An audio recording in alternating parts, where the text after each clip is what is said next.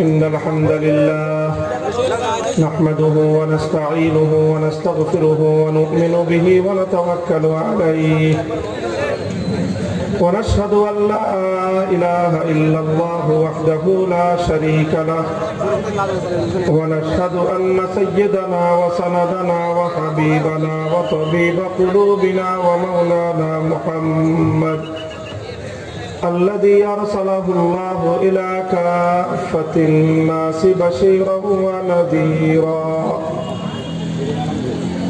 وداعيا إلى الله بإذنه وسراجا منيرا أما بعد فأعوذ بالله من الشيطان الرجيم بسم الله الرحمن الرحيم وما كان لبشر أن يؤتيه الله الكتاب والحكم والنبوة ثم يقول للناس كونوا عبادا لي من دون الله ولكن كونوا ربانيين بما كنتم تعلمون الكتاب وبما كنتم تدرسون وقال رسول الله صلى الله عليه وسلم إن بني إسرائيل قد تفرقت في 72 ملة وستفترق أمتي في 73 ملة كلهم في النار إلا ملة واحدة قيل من هي يا رسول الله قال ما أنا عليه وأصحابي بارك الله لنا ولكم في القرآن العظيم ونفعنا وإياكم بالآيات والذكر الحكيم اللهم صل على محمد وعلى آل محمد كما صليت على إبراهيم وعلى آل إبراهيم إنك حميد مجيد اللهم بارك على محمد وعلى آل محمد كما باركت على إبراهيم وعلى آل إبراهيم إنك حميد مجيد محترم حضرات علماء کرام সম্মানিত শ্রদ্ধাভাজন মুরব্বী সাহেবান সমবেত ইসলাম প্রিয় কোরআন প্রেমিক নবী প্রেমিক তাওহীদি মুসলমান ভাই ও বন্ধুগণ নাটোর জেলার অন্তর্গত গুরুদাসপুর উপজেলার উলামায়ে কেরামের উদ্যোগে আয়োজিত আজকের এই আজিমুস শান ইসলামী মহাসম্মেলনে আল্লাহ রাব্বুল আলামিন আমাদেরকে সমবেত হওয়ার তৌফিক দিয়েছেন রব্বে কারীমের বড়ই মেহেরবানি আল্লাহ রাব্বুল আলামিনের দরবারে কালিমাতুশ শুকরের হাদিয়া পেশ করি আলহামদুলিল্লাহ আপনাদের এই এলাকার কৃতি সন্তান মাওলানা জামিল আহমদ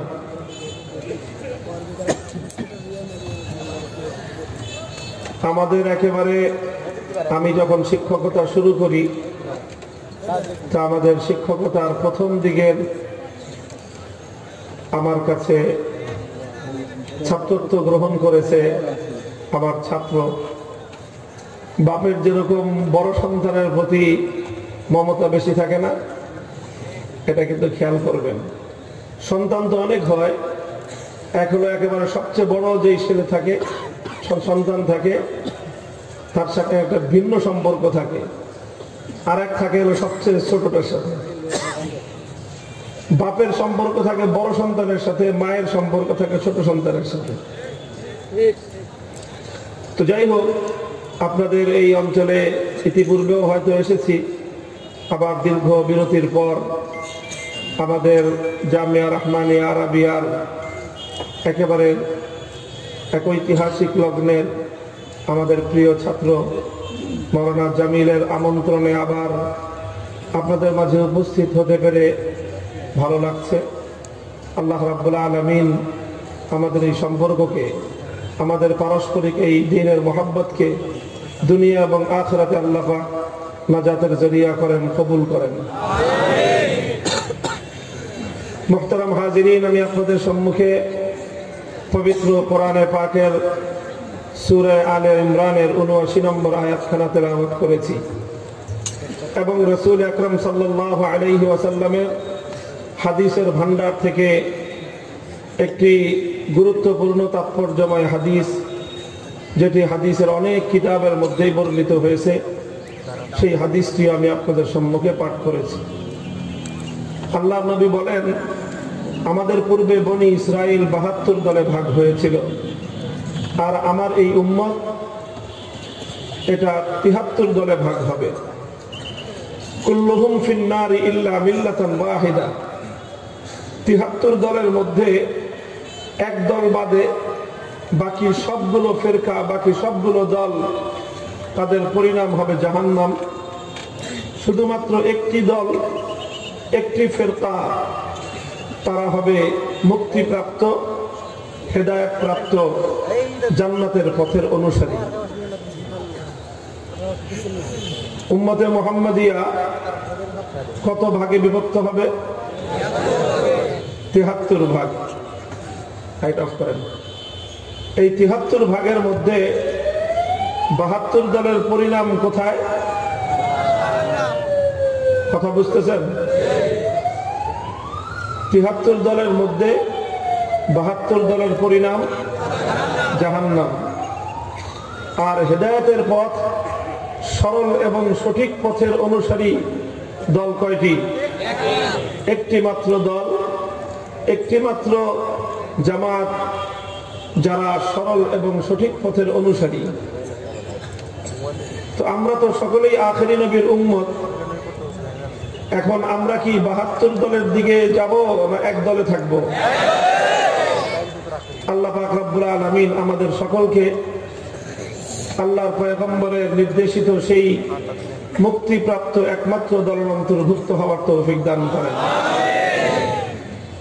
একমাত্র মুক্তিপ্রাপ্ত দলটিকে চিনতে হলে তার পরিচয় জানতে হবে। কিলা মান হিয়া ইয়া রাসূলুল্লাহ। আল্লাহর নবীকে প্রশ্ন করা হলো, ওগো আল্লাহর নবী, মুক্তিপ্রাপ্ত সেই দলটির পরিচয় কি? ক্বালা মা আনা আলাইহি ওয়া আসহাবী। আল্লাহর নবী তাদের দুটি পরিচয় উল্লেখ করলেন। এক নম্বর পরিচয় হলো মা আনা আলাইহি, যারা ওই পথের অনুসারী হবে যে পথে আমি আল্লাহর নবী আমার জীবন পরিচালনা করলাম।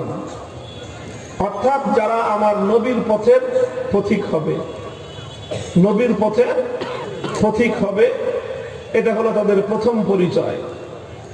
দ্বিতীয় পরিচয় হলো আসহাবী, যারা তাদের জীবন চলার পথে নবীর সাহাবীদের অনুসরণ করবে। কাদের অনুসরণ?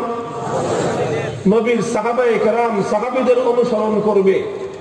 এটা হলো হেদায়েত প্রাপ্ত দলের দ্বিতীয় পরিচয়। আবার বলছি, হেদায়েত প্রাপ্ত দলের পরিচয় কয়টি? দুইটি পরিচয়। এক নম্বর পরিচয় হলো মা আনা আলাইহি, যারা নবীর পথের পথিক।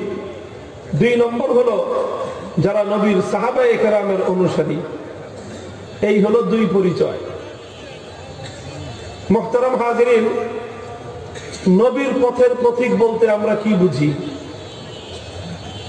সহজ কথা হলো, আল্লাহর নবী আল্লাহর পক্ষ থেকে দুনিয়ার মানব জাতির হেদায়েতের জন্য যেই আদর্শ নিয়ে এসেছিলেন সেটাই হলো নবীর পথ। আল্লাহর পক্ষ থেকে আল্লাহর নবী মানব জাতির হেদায়েতের জন্য কি এনেছিলেন? এনেছিলেন হলো ওয়াহী। ওয়াহী পেয়েছেন তিনি। ওয়াহীর মাধ্যমে কি পেয়েছেন? আল্লাহর নবী নিজেই বলেছেন, আলা ইন্নী উতীতুল কুরআনা ওয়া মিসলাহু মাআহু আও আকসার। আল্লাহ পাক রব্বুল আলামিন আমাকে ওয়াহীর মাধ্যমে কোরআন দান করেছেন। ওয়াহীর মাধ্যমে কোরআন দান করেছেন। ওয়া মিসলাহু মাআহু আও আকসার। কোরআনের পাশাপাশি আরো বিপুল পরিমাণ ওয়াহি আল্লাহ আমাকে দান করেছেন। বিপুল পরিমাণ, কি পরিমাণ? নবীজি প্রথম বলেছেন মিসলাহু, কোরআনের সমপরিমাণ। এরপরে আল্লাহ নবী বলেন আও আকসার, আয় বাল আকসার, বরং কোরআনে যেই পরিমাণ ওয়াহি আল্লাহ পাক দিয়েছেন, কোরআনের বাইরে ওয়াহি আল্লাহ পাক নবীর কাছে আরো বেশি পরিমাণ দিয়েছেন। কোরআনের বাইরের যেই ওয়াহি, ওটাকেই বলা হয় হাদিসে রাসূল। কোরআনের বাইরের যেই ওয়াহি, ওটাকেই বলা হয় সুন্নাতু রাসূলিল্লাহ। তাহলে নবীর কাছে ওয়াহি এসেছে কয় প্রকার? দুই প্রকার। একটা হলো কোরআনের ওয়াহি, আর একটা হলো হাদিসের ওয়াহি।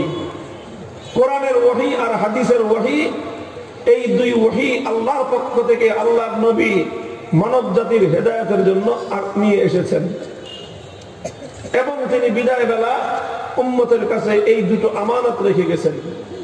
বলে গেছেন তারাকতু ফীকুম আমরাইন লান তাদিল্লু মা তামাসসাকতুম বিহিমা কিতাবাল্লাহি ওয়া সুন্নাত রাসূলিহি।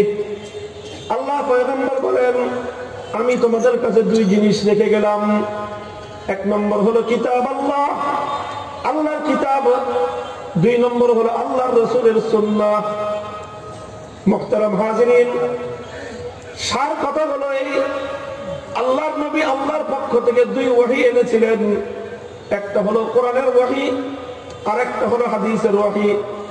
নবীজি দুনিয়া থেকে বিদায় নেওয়ার সময় উম্মতের কাছে এই দুই ওয়াহি আমানত রেখে গেছেন। একটা হলো কোরআনের ওয়াহি, আর একটা হলো নবীর সুন্নাহর ওয়াহি। তাহলে কোরআন সুন্নাহ অথবা কোরআন হাদিস যেভাবেই বলি, এই দুটোই হলো নবীর পথ। নবী এটাই আল্লাহর কাছ থেকে নিয়ে এসেছিলেন দুনিয়ার মানুষের জন্য। সুতরাং কোরআন হাদিসের পথ মানেই হলো নবীর পথ, নবীর পথ মানেই হলো কোরআন হাদিসের পথ। তাহলে নবীর আদর্শ বলতে আমরা কি বুঝবো?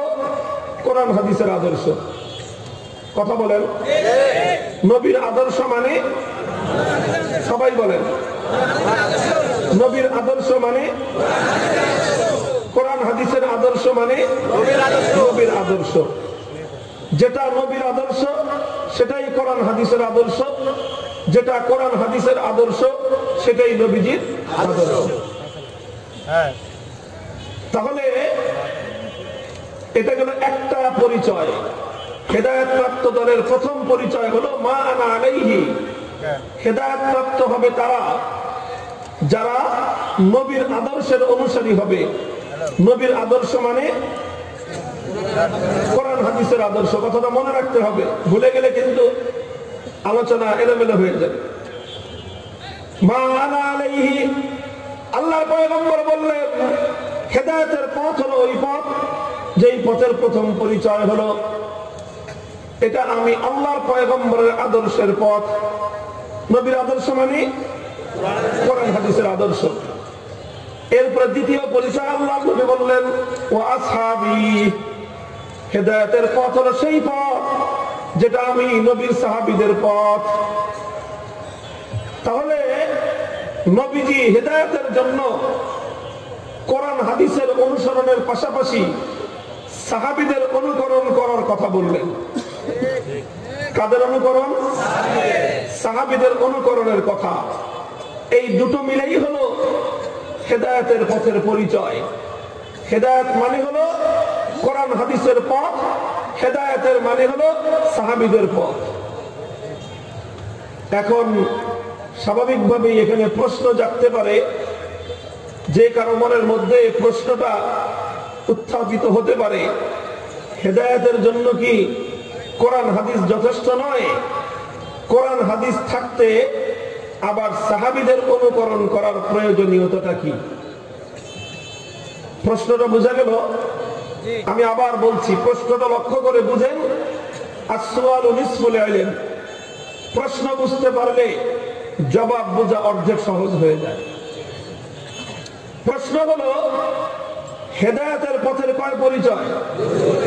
হেদায়েতের পথ হলো নবীর পথ, হেদায়েতের পথ হলো সাহাবীদের পথ। নবীর পথ মানেই হলো কোরআন হাদিসের পথ। প্রশ্নটা হলো কোরআন কোরআন হাদিস থাকতে আবার সাহাবীদের অনুকরণ করার প্রয়োজনীয়তাটা কি?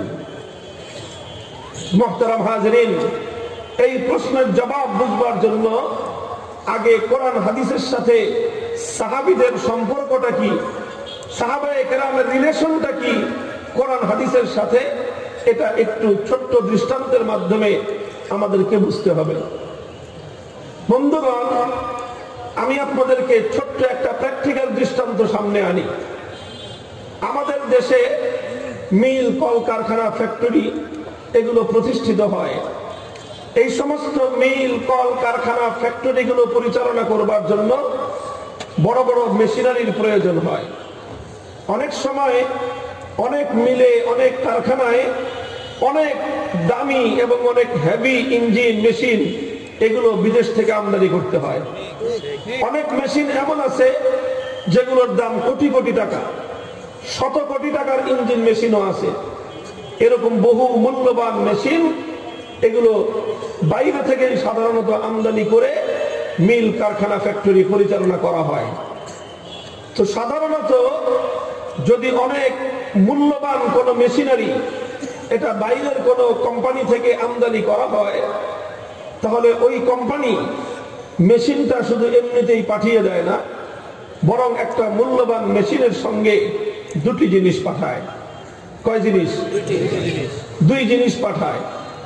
এক নম্বর হলো, একটা অনেক মূল্যবান মেশিন যখন পাঠালো, ওই মেশিনের সঙ্গে তারা একটি ক্যাটালগ পাঠায়। কি পাঠায়? ক্যাটালগ মানে নির্দেশিকা। বাংলায় বলে নির্দেশিকা, ইংলিশে বলে ক্যাটালগ। এটা, এই ক্যাটালগ, নির্দেশিকা, এটা যে কোনো সাধারণ জিনিস কিনলেও তার সঙ্গে থাকে। আপনি একটা 3000 টাকার মোবাইল সেট কিনেন, 5000 টাকা দামের একটা আপনি মোবাইল কিনেন, ঘড়ি কিনেন, কম্পিউটার কিনেন, তো দেখবেন তার মধ্যে প্যাকেটের মধ্যে একটা বই থাকে। বইটার নাম কি? ক্যাটালগ। ওই বইটার মধ্যে লেখা থাকে যে আপনি এই মোবাইলটা, এই ক্যালকুলেটরটা, এই কম্পিউটারটা কিভাবে পরিচালনা করবেন, পরিচালনা বিধি যাবতীয় সব কিছু ক্যাটালগের মধ্যে লেখা থাকে। শুধু একটা ক্যাটালগ, এটা সাধারণ যে কোনো জিনিস কিনলেও, যে কোনো ইলেকট্রনিক আইটেম কিনলেও তার সঙ্গে একটা ক্যাটালগ আপনাকে দিয়ে দিবে। তো ঠিক এরকম অনেক মূল্যবান মেশিন যখন কিনবেন, তো তার সঙ্গে একটা ক্যাটালগ আসবে। তবে মেশিন যেহেতু অনেক বেশি দামি, এই জন্য শুধু ক্যাটালগের উপর ক্ষান্ত হবে না, বরং কোম্পানি ওই মেশিনের সাথে, ইঞ্জিনের সাথে ক্যাটালগের পাশাপাশি আরেকটা জিনিস পাঠাবে। সেটা হলো একজন ব্যক্তি পাঠাবে, একজন এক্সপার্ট পাঠাবে। একজন কি পাঠাবে? এক্সপার্ট। এক্সপার্ট মানে হলো যিনি এই মেশিনটা সম্পর্কে, ইঞ্জিনটা সম্পর্কে দক্ষ, সব কিছু জানেন। কিভাবে এটা ফিটিং করতে হবে, কিভাবে স্টার্ট করতে হবে, কিভাবে পরিচালনা করতে হবে, কিভাবে বন্ধ করতে হবে, কিভাবে সার্ভিসিং করতে হবে, কোনো সমস্যা দেখা দিলে কিভাবে সেটাকে আবার ঠিক করতে হবে, এভরিথিং, সকল বিষয়ে যিনি দক্ষ তাকে বলা হয় এক্সপার্ট। সব বিষয়ে যার জানাশোনা আছে নারী নক্ষত্র সম্পর্কে, তাকে বলা হয় এক্সপার্ট। তো এই কোম্পানি শুধু ক্যাটালগ দিয়ে ইঞ্জিনটা পাঠিয়ে দিবে না, কারণ ইঞ্জিনটা অনেক মূল্যবান। 50 কোটি টাকার একটা ইঞ্জিন, আপনি ক্যাটালগ দেখে যদি একটু ভুল করে বসেন, তাহলে ক্ষতি হলে বিশাল ক্ষতি হয়ে যাবে। এই জন্য যেন কোনো ক্ষতিগ্রস্ত হতে না হয়, এই জন্য কোম্পানি যাদের থেকে আপনি মেশিনটা কিনবেন, তারা একটা ক্যাটালগ পাঠাবে, সঙ্গে একজন এক্সপার্ট পাঠিয়ে দিবে। এক্সপার্ট এসে কি করবে? এক্সপার্ট এসে কারখানার মালিক, যে ফ্যাক্টরির যে মালিক, তাকে বলবে, দেখেন আমাকে তো আমার কোম্পানি এই মেশিনের সাথে আপনার কাছে পাঠিয়েছে, কিন্তু আমি সারা জীবনের জন্য আসি নাই, আমি চিরদিনের জন্য আসি নাই, এমনকি আমি খুব লং টার্মের জন্য আসি নাই। আমি অল্প কিছুদিন আপনাদের এখানে থাকবো, 15 দিন কি 1 মাস আমি থাকবো। থেকে আমি আপনাদেরকে এই ইঞ্জিন এবং মেশিনটা সম্পর্কে যাবতীয় সকল বিষয় শিক্ষা দিয়ে যাব, হাতে কলমে প্রশিক্ষণ দিয়ে যাব। আপনি আমাকে কয়েকজন টেকনিশিয়ান দেন, কয়েকজন টেকনিশিয়ান যারা ইঞ্জিন এবং মেশিনারি সম্পর্কে জিনিস বুঝে, এরকম কিছু লোক আমাকে দেন, দক্ষ জনবল দেন, 10 জন 15 জন লোক আমাকে দেন। আমি তাদেরকে এই মেশিনটা পরিচালনার যাবতীয় সিস্টেম আমি তাদেরকে সুন্দরভাবে হাতে কলমে শিক্ষা দিয়ে যাব। এবার এই ফ্যাক্টরির মালিক অথবা এই মিলের মালিক, এই কারখানার মালিক 10 জন 15 জন লোক যারা এই মেশিনটা চালাবে তাদেরকে ওই এক্সপার্টের হাতে তুলে দিবে। এক্সপার্ট এবার একদিকে ইঞ্জিনটা রাখবে, মেশিনটা রাখবে, আরেকদিকে ক্যাটালগ খুলবে, আর ওই 10 জন লোককে সাথে নিয়ে বলবে, ক্যাটালগে এক একটা জিনিস দেখাবে, ইঞ্জিনে সেটাকে প্র্যাকটিক্যাল শিক্ষা দিবে, যে দেখেন এই যে এটাকে হ্যান্ডেল কিভাবে লাগাইতে হয় হাতে কলমে শিখিয়ে দিবে। এভাবে পূর্ণ মেশিনটা ক্যাটালগের আলোকে তাদেরকে হাতে কলমে এটার ফিটিং শিক্ষা দিবে। এরপরে মেশিনটা কিভাবে স্টার্ট করতে হয় শিক্ষা দিবে, কিভাবে চালাতে হয় শিক্ষা দিবে, কিভাবে বন্ধ করতে হয় শিক্ষা দিবে, কিভাবে মেইনটেনেন্স করতে হয় শিক্ষা দিবে, কিভাবে সার্ভিসিং করতে হয় শিক্ষা দিবে। সব কিছু এই 10-15 জনকে হাতে কলমে প্রশিক্ষণ দিয়ে এরপর এক একজনকে বলবে, তুমি চালাও দেখি, আমি দেখি। যখন সে চালাবে বলবে যে হ্যাঁ ওকে তুমি আসো, এবার আরেকজনকে বলবে তুমি চালাও, তাকে দেখলো। এভাবে প্রত্যেককে সে তাদেরকে প্রশিক্ষণ দিবে, আবার তাদেরটা সে রিভিউ নিবে, আবার তাদেরকে দেখে দেখে যখন বুঝবে যে হ্যাঁ এবার এরা কমপ্লিট পরিপূর্ণভাবে প্রশিক্ষণ এদের হয়ে গেছে, এখন আর আমার লাগবে না, আমি না থাকলেও এই লোকগুলোই এখন এই মেশিন এবং ইঞ্জিনটাকে সুন্দরভাবে পরিচালনা করতে পারবে। এবার কারখানার মালিককে বলবে, আসসালামু আলাইকুম, আমি যেই কাজে এসেছিলাম আমার কাজ শেষ, এবার আমার বিদায়ের পালা, আমি আবার আমার দেশে ফিরে যাব। কথাটা বোঝা গেল? এটা একটা প্র্যাকটিক্যাল দৃষ্টান্ত, এটা আমি কোনো কাল্পনিক কাহিনী বলি নাই। যারা মিল, ফ্যাক্টরি, কারখানা চালান তারা এই বিষয় সম্পর্কে অবগত আছেন। এবার আসেন, যেটা বোঝানোর জন্য আমি এই দৃষ্টান্তটা উপস্থাপন করলাম সেটা হলো, আমার আল্লাহ পাক রব্বুল আলামিনের কুদরতি কারখানায় হাজারো মাখলুকাত আল্লাহ পাক রব্বুল আলামিন সৃষ্টি করেছেন, কিন্তু আল্লাহ পাকের এই সৃষ্টি জগতের মধ্যে কুদরতের কারখানায় সবচেয়ে দামি যেই প্রোডাক্ট, সবচেয়ে মূল্যবান যেই মাখলুক আমার আল্লাহ পাক রব্বুল আলামিন সৃষ্টি করেছেন, সেই মাখলুকটার নাম হলো মানুষ। সেই মাখলুকটার নাম কি? মানুষের চেয়ে উত্তম, মানুষের চেয়ে মূল্যবান কোন মাখলুক আমার আল্লাহ সৃষ্টি করেননি। ফেরেশতার দাম বেশি না মানুষের দাম বেশি? আল্লাহর জান্নাতের দাম বেশি না মানুষের দাম বেশি? মুহতারাম হাজিরিন, আমার আল্লাহ পাক রব্বুল আলামিন তার কুদরতি কারখানার মধ্যে যত মাখলুক সৃষ্টি করেছেন, আমি হাজারবার কসম খেয়ে বলতে পারি আল্লাহর সৃষ্টি জগতের মধ্যে মানুষের চেয়ে উত্তম এবং মানুষের চেয়ে দামি কোন মাখলুক আমার আল্লাহ সৃষ্টি করেন নাই। এই মানুষ যখন আল্লাহ পাক রব্বুল আলামিন দুনিয়াতে প্রেরণ করবেন, আল্লাহ শুধু মানুষকে এমনি পাঠিয়ে দেন নাই। মানুষের পরিচালনার ক্ষেত্রে যদি কোনো ভুল হয়, জীবন চালানোর ক্ষেত্রে যদি কোনো ত্রুটি হয়ে যায়, মানুষের বড় ক্ষতি হয়ে যাবে, মানুষের জিন্দেগি ধ্বংস হয়ে যাবে। এজন্য আল্লাহ পাক রব্বুল আলামিন মানুষকে শুধুমাত্র এমনি এমনি দুনিয়াতে পাঠিয়ে দেননি, বরং আল্লাহ যখন মানুষকে পাঠাবেন, মানুষের সঙ্গে আল্লাহ পাক দুটি জিনিস পাঠিয়েছেন। এক নম্বর জিনিসের নাম হলো একটি ক্যাটালগ, সেই ক্যাটালগটার নাম হলো কিতাবুল্লাহ। আর দ্বিতীয় নম্বর হলো আল্লাহ পাক শুধু ক্যাটালগের মতো 3000 টাকার একটা মোবাইলের মতো ক্যাটালগ দিয়ে প্যাকেট করে দেন নাই, বরং সর্বশ্রেষ্ঠ মাখলুক মানুষকে পাঠানোর জন্য আল্লাহ পাক রব্বুল আলামিন একটা ক্যাটালগ কিতাবুল্লাহর পাশাপাশি একজন এক্সপার্ট পাঠিয়ে দিয়েছেন। সেই এক্সপার্টের নাম হলো রাসূলুল্লাহ। একটা ক্যাটালগ আল্লাহ পাঠালেন, ক্যাটালগটার নাম কি? কিতাবুল্লাহ। ক্যাটালগটার নাম কি? ক্যাটালগটার নাম কি? আর একজন এক্সপার্ট পাঠালেন, এক্সপার্টের নাম কি? রাসূলুল্লাহ। ক্যাটালগের নাম হলো কিতাবুল্লাহ, আল্লাহর কিতাব, আর এক্সপার্টের নাম হলো রাসূলুল্লাহ।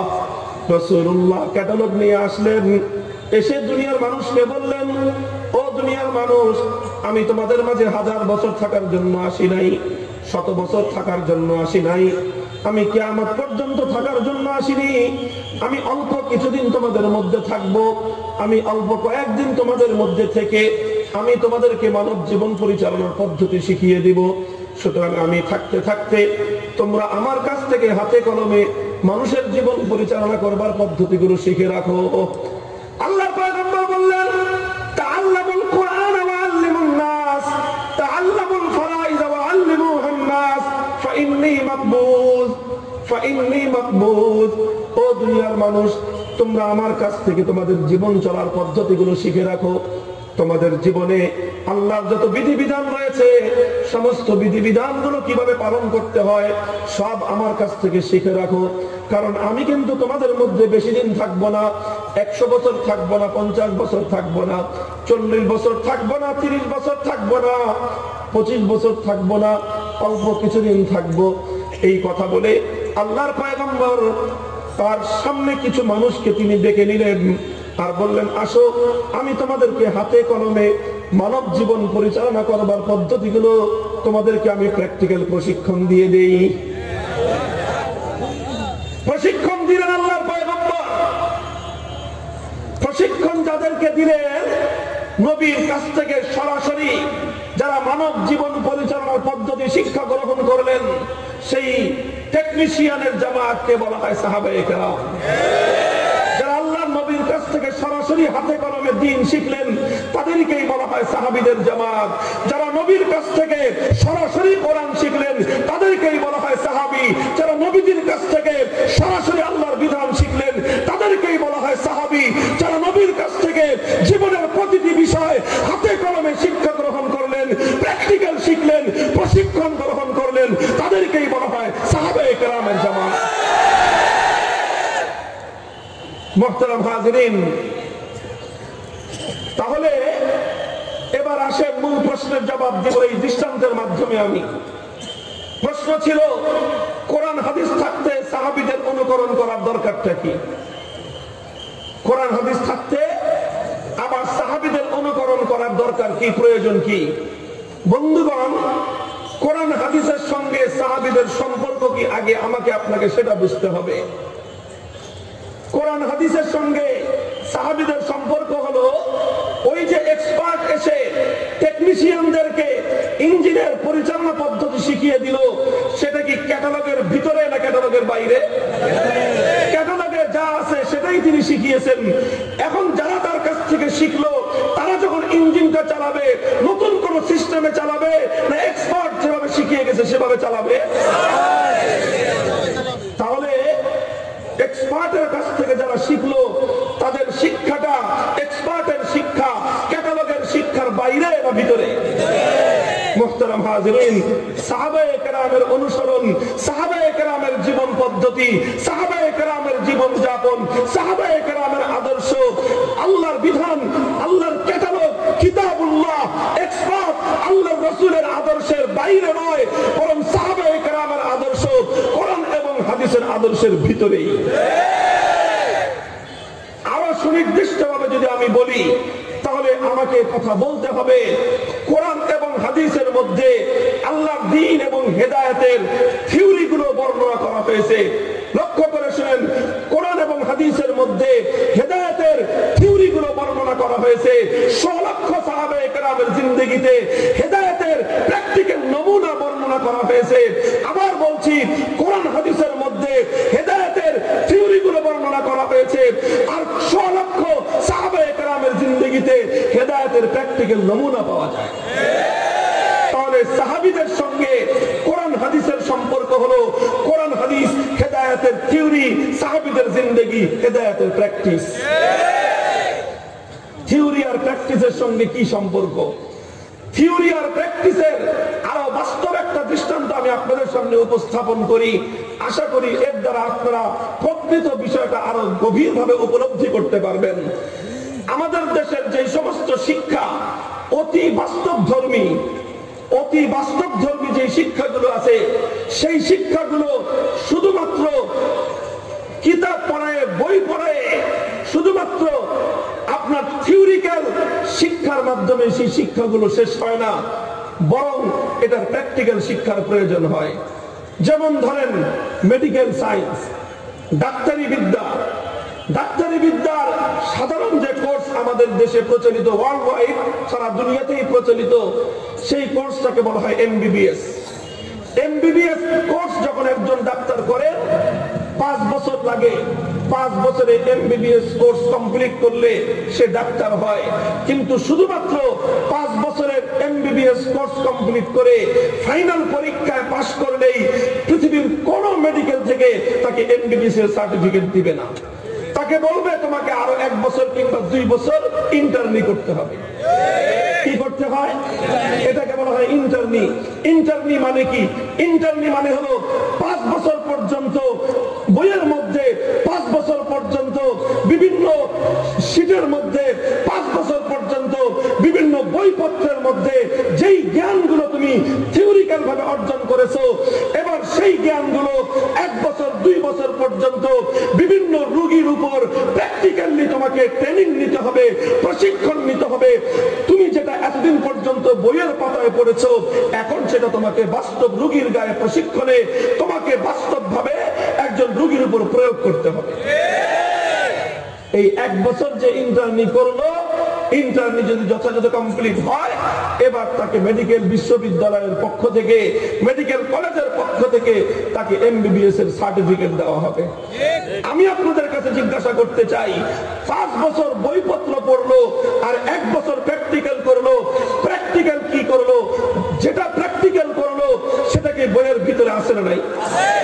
বইয়ের ভিতরে যেটা আছে থিওরি আকারে ছিল, আর 1 বছর ইন্টারমিতে যেটা করলো সেটাই করলো, তবে থিওরিটিক্যাল নয়, বরং সেটা করলো প্র্যাকটিক্যাল। এই প্র্যাকটিক্যালটার প্রয়োজনটা কি? প্র্যাকটিক্যালটার প্রয়োজনটা কি? প্র্যাকটিক্যালটার প্রয়োজন হলো, শুধু থিওরি শিখে একজন মানুষ কোনোদিন ডাক্তার হতে পারে না। শুধুমাত্র থিওরি শিখে কোনো একজন মানুষ কোনোদিন রোগীর চিকিৎসা করতে পারবে না। শুধু বইপত্র পড়ে একজন মানুষের পক্ষে কোনোদিন একজন জটিল রোগীর রোগ চিহ্নিত করা, রোগের নির্ণয় করা, রোগের চিকিৎসা করা সম্ভব হবে না, যতক্ষণ পর্যন্ত বইপত্রের মধ্যে যা পড়লো সেটা একজন দক্ষ ডাক্তারের অধীনে থেকে প্র্যাকটিক্যাল প্রশিক্ষণের মাধ্যমে সেটার প্রয়োগ পদ্ধতি না শিখবে, ততক্ষণ পর্যন্ত সে একজন দক্ষ ডাক্তার হতে পারবে না। মুহতারাম হাজিরিন, একজন এমবিবিএস ডাক্তারের 5 বছরের থিওরিটিক্যাল জ্ঞান আর 1 থেকে 2 বছরের প্র্যাকটিক্যাল জ্ঞান। থিওরি আর প্র্যাকটিসের সঙ্গে যেই সম্পর্ক, থিওরির মধ্যে যেটা বলা হয় প্র্যাকটিসের মধ্যে সেটাই করা হয়, প্র্যাকটিসের মধ্যে সেটাই করা হয়, থিওরির মধ্যে যেটা বর্ণনা করা হয়। এই হলো হুবহু কোরআন এবং হাদিসের সঙ্গে আল্লাহর পয়গম্বরের সাহাবায়ে কেরামের সম্পর্ক হলো। কোরআন হাদিসের মধ্যে হেদায়েতের থিওরি বর্ণনা হয়েছে, সাহাবায়ে কেরামের জিন্দেগিতে হেদায়েতের প্র্যাকটিক্যাল নমুনা আল্লাহর রাসূল প্রতিষ্ঠিত করে দিয়ে গেছেন। আমি ছোট্ট একটা দৃষ্টান্ত দেই বাস্তব, যে কিভাবে দ্বীন এবং হেদায়েত, ইসলামকে আল্লাহ পাক রব্বুল আলামিন, আল্লাহর রাসূল শুধুমাত্র থিওরির উপর রেখে যান নাই, শুধুমাত্র বইপত্র পড়ায় দিয়ে আল্লাহর পয়গম্বর দ্বীন শিক্ষা দেওয়া কমপ্লিট করেন নাই, বরং আমাদের দ্বীন, এই দ্বীন এত মজবুত, আল্লাহর পয়গম্বরের তালিম, নবীর শিক্ষা এত মজবুত, ওই শিক্ষার মধ্যে শুধুমাত্র থিওরিটিক্যাল শিক্ষাই নয়, বরং প্রতিটি থিওরির শিক্ষার পাশাপাশি প্রতিটি থিওরিকে কিভাবে প্র্যাকটিক্যাল অনুশীলন করতে হয় আল্লাহর পয়গম্বর সাহাবায়ে কেরামকে হাতে ধরে ধরে প্রত্যেকটা থিওরির প্র্যাকটিস শিক্ষা দিয়েছেন। একজন মানুষ যদি ইসলাম গ্রহণ করে, ঈমান গ্রহণ করবার পর একজন মানুষের জীবনে সবচেয়ে গুরুত্বপূর্ণ বিধান যেটা আরোপিত হয়, সেই বিধানের নাম কি? নামাজ। কোরআনের ভাষায়, আরবি ভাষায় সালাত বলা হয়, ফার্সি হয়ে, উর্দু হয়ে, বাংলা ভাষায় আমরা ওটাকে নামাজ বলি। একই কথা, আরবি ভাষা, কোরআনের ভাষা হলো সালাত। তাহলে একজন মুমিনের উপর সবচেয়ে গুরুত্বপূর্ণ আরোপিত বিধান হলো নামাজ। আল্লাহ রাসূল সাল্লাল্লাহু আলাইহি ওয়াসাল্লাম উম্মতকে নামাজ শিক্ষা দিয়েছেন কিভাবে, উম্মতকে নামাজ পড়তে বলেছেন কিভাবে। আল্লাহর নবীর সহিহ হাদিস, সমস্ত হাদিসের কিতাবগুলোর মধ্যে হাদিসটি বর্ণিত হয়। আল্লাহর নবী বলেন, সাল্লু কামা রাআইতুমুনি উসাল্লি, সাল্লু কামা রাআইতুমুনি উসাল্লি। হে আমার উম্মত, তোমরা ওইভাবে নামাজ পড়ো যেইভাবে আমাকে তোমরা নামাজ পড়তে দেখেছো। বুঝেন, লক্ষ্য করেন, নবীজি এটা বলেন নাই তোমরা ওইভাবে নামাজ পড়ো যেইভাবে নামাজের কথা কোরআনে লেখা আছে, এটা বলেছেন? আল্লাহর নবী এভাবেও বলেন নাই তোমরা নামাজ ওইভাবে পড়ো যেভাবে হাদিসের মধ্যে বর্ণনা হয়েছে, এভাবে বলেছেন? কি বলেছেন? তোমরা নামাজ ওইভাবে পড়ো যেইভাবে নামাজ পড়তে আমাকে যেভাবে নামাজ পড়তে দেখেছো। কামা রাআইতুমুনি উসাল্লি, কামা রাআইতুমুনি উসাল্লি, কামা রাআইতুমুনি উসাল্লি। আমাকে যেভাবে নামাজ পড়তে দেখেছো এইভাবে আমাকে দেখে দেখে তোমরা নামাজ শিখো, আমাকে দেখে দেখে তোমরা নামাজ শিখো, আমাকে দেখে দেখে তোমরা নামাজ শিখো। আমাকে দেখা ছাড়া যদি কেউ নামাজ পড়ে সেই নামাজ হবে তার মন গড়া নামাজ, নবীর সহিহ হাদিসের নামাজ, নবীর আদর্শের সহিহ নামাজ কোশ্চিনকালেও হতে পারে না। মুহতারাম হাজিরিন, ইসলামের প্রতিটি বিধান এভাবেই আল্লাহর নবী হাতে কলমে শিক্ষা দিয়েছেন। শুধু বর্ণনা করে আল্লাহর নবী তার দায়িত্ব ক্ষান্ত করেন নাই। শুধু বই পড়ায় দিয়ে দায়িত্ব ক্ষান্ত করবেন আমার নবী ফাঁকিবাজ শিক্ষক নন। আবার বলছি, আমার নবী সেই ফাঁকিবাজ শিক্ষক না যে শুধুমাত্র বই পড়ায় দিয়ে বলবে যাও ছুটি। এমন ফাঁকিবাজ শিক্ষক আমার নবী নয়। আমার নবী এমন শিক্ষক যেটা প্র্যাকটিক্যালের প্রয়োজন সেটা বই পড়ানোর পর আল্লাহ নবী হাতে কলমে সেটা প্র্যাকটিক্যাল করাই ছেড়ে দেয়। আল্লাহ নবী কিভাবে নামাজ পড়তে হবে সাহাবীদেরকে হাতে কলমে শিক্ষা দিয়েছেন, কিভাবে যাকাত দিতে হবে হাতে কলমে শিক্ষা দিয়েছেন, কিভাবে হজ করতে হবে নবীজি 100 লক্ষ সাহাবায়ে কেরামকে নিয়ে হজ করে হজ দেখিয়ে শিক্ষা দিয়েছেন, কিভাবে রোজা রাখতে হবে নবীজি প্র্যাকটিক্যাল রোজা শিক্ষা দিয়েছেন, কিভাবে জিহাদ করতে হবে আমার নবী সাহাবীদেরকে প্র্যাকটিক্যাল জিহাদ শিক্ষা দিয়েছেন, কিভাবে উম্মতের মধ্যে দাওয়াতের কাজ করতে হবে আমার নবী দাওয়াতের কাজ শুধুমাত্র থিওরিটিক্যাল নয়, থিওরির পাশাপাশি প্র্যাকটিক্যাল শিক্ষা দিয়েছেন।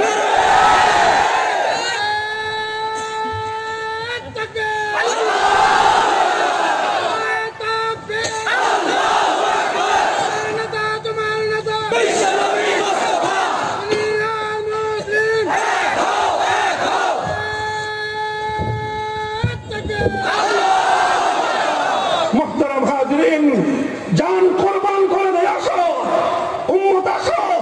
সেই নবীর জন্য যদি আমরা আমাদের জীবনগুলো কোরবান করে দেই এই জীবন ব্যর্থ হবে না। সে নবীর জন্য জীবন তো কোরবান করাই উচিত যে নবী তার উম্মতকে ছোট থেকে ছোট বিষয়ে প্র্যাকটিক্যাল শিক্ষা দিয়ে গেছে। আমার নবী ছোট্ট থেকে ছোট্ট বিষয়েও প্রশিক্ষণ দিতে ভুল করেন নাই, বড় থেকে বড় বিষয় প্রশিক্ষণ দিতে ভুল করেননি। নবীজি তার সাহাবীকে নামাজ যেমন শিক্ষা দিয়েছেন পেশাব পায়খানা উযু ইস্তেঞ্জাও শিক্ষা দিয়েছেন। বুখারীর হাদিস, তিরমিজি শরীফের হাদিস, একদিন সালমান ফারসি রাদিয়াল্লাহু তাআলা আনহু নবীর একজন প্রবীণ সাহাবী, তাকে ইহুদি আর মুনাফিকরা তাচ্ছিল্য করে বলতে আরম্ভ করলো, বিদ্রুপ করে বলতে আরম্ভ করলো যে ইউআল্লিমুকুম নাবিয়্যুকুম কুল্লা শাইইন হাত্তাল খিরাআতা।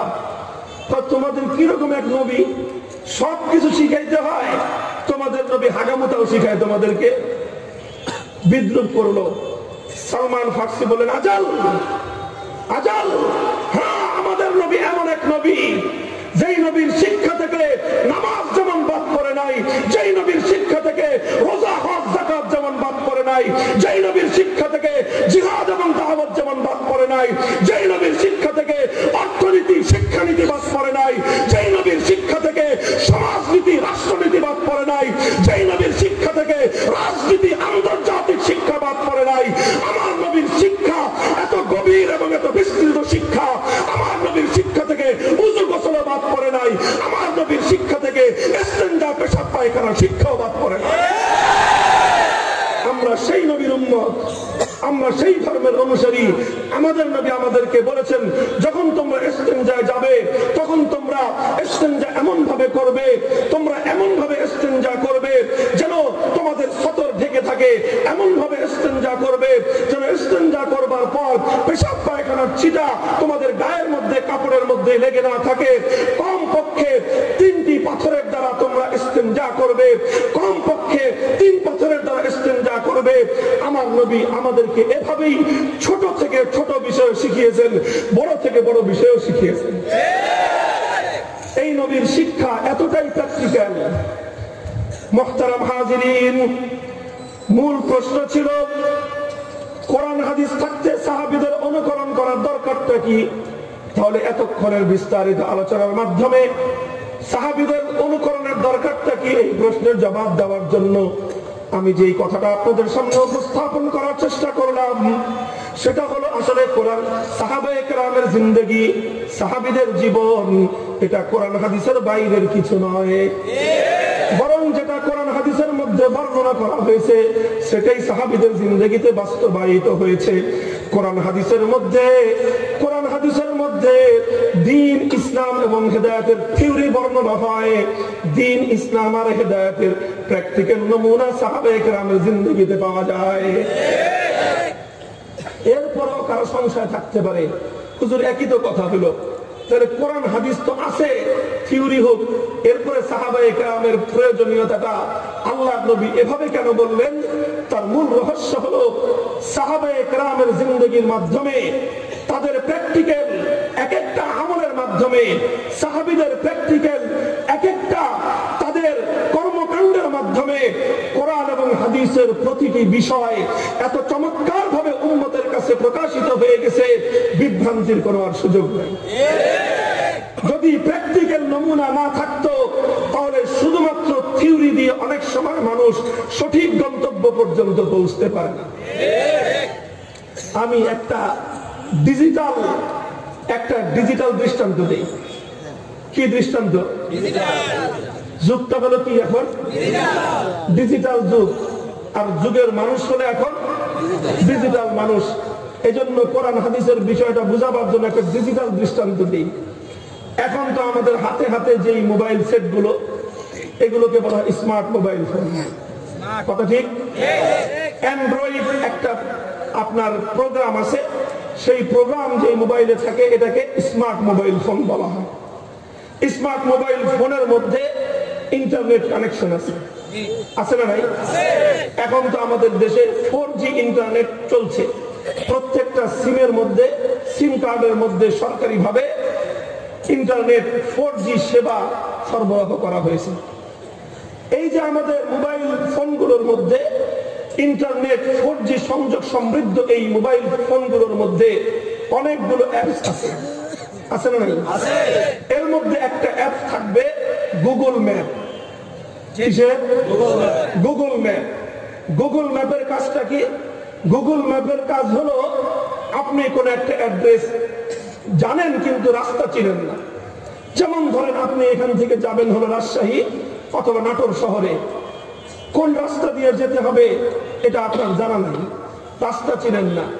তো গুগল ম্যাপের মধ্যে আপনি যদি রাজশাহী অথবা নাটোর শহর লিখে সার্চ দেন তো আপনাকে একটা রাস্তা ইন্ডিকেট করবে যে এইভাবে এইভাবে তুমি নাটোর শহর পর্যন্ত যেতে পারো। এটা হলো গুগল ম্যাপ।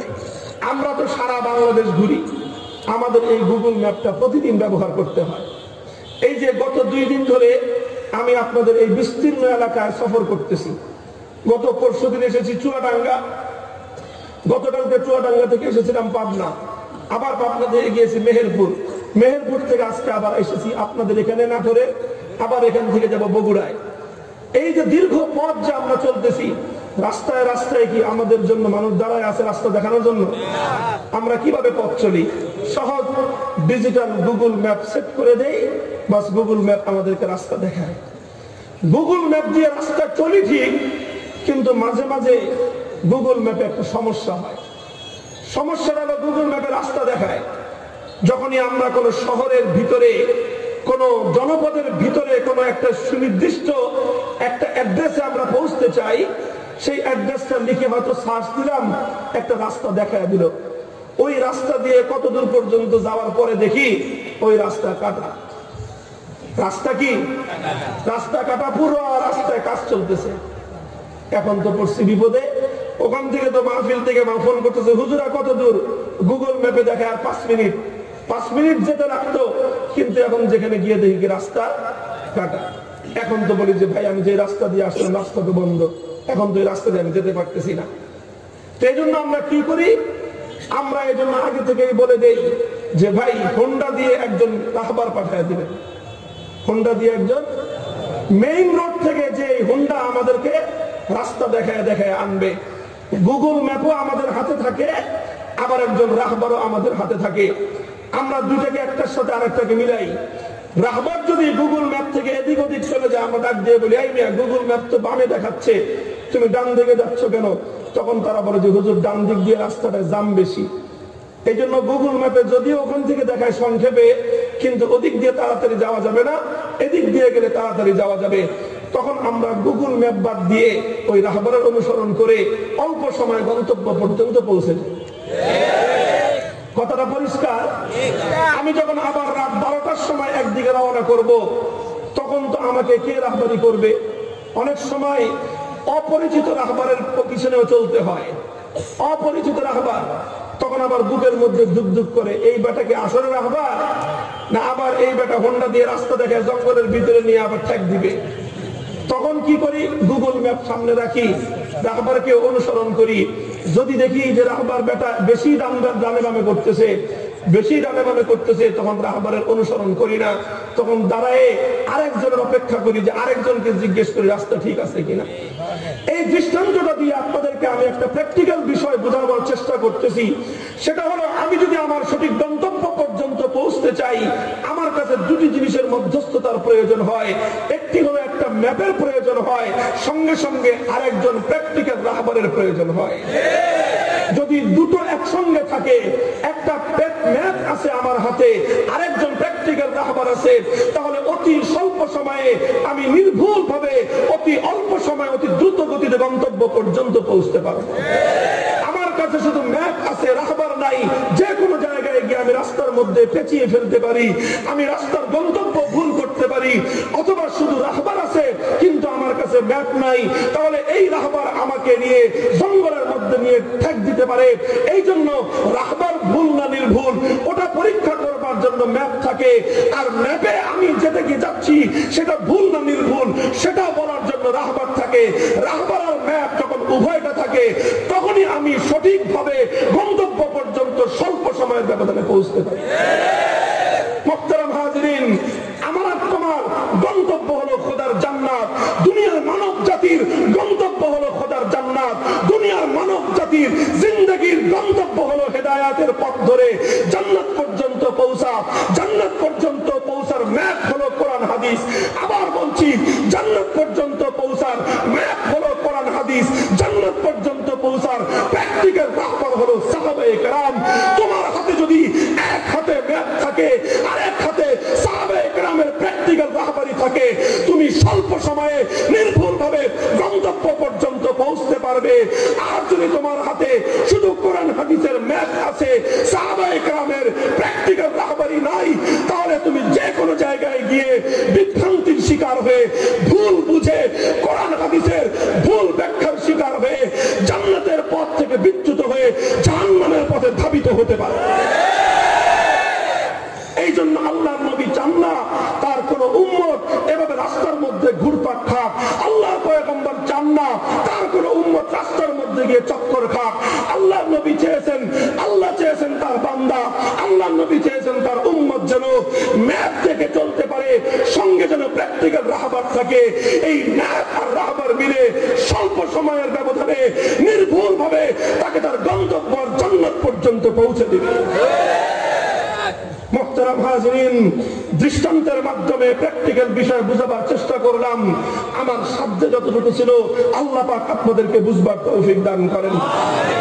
যারা বুঝেছেন তো বুঝেছেন, যদি এরপরও কারো প্রশ্ন থেকে থাকে, এরপরেও যদি কারো হৃদয়ের মধ্যে অন্তরের মধ্যে এই ব্যাপারে কোন অভিযোগ থেকে থাকে, তাহলে তার জন্য স্পষ্ট বক্তব্য হলো সাহাবায়ে কেরামের অনুকরণ করার প্রয়োজন আছে।